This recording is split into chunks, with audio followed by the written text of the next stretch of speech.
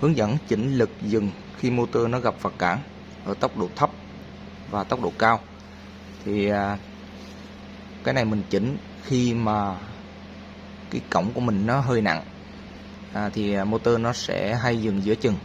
Lúc này mình sẽ tăng cái lực của nó lên bằng cách nhấn giữ nút full này thật lâu đến khi màn hình hiện P0.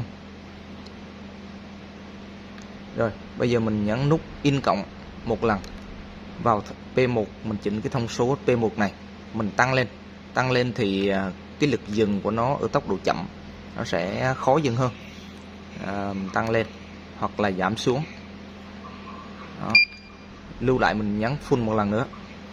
Và giá trị P2 là lực dừng của motor ở tốc độ cao, thì mình cũng có thể tăng lên để nó lâu ngắt hơn.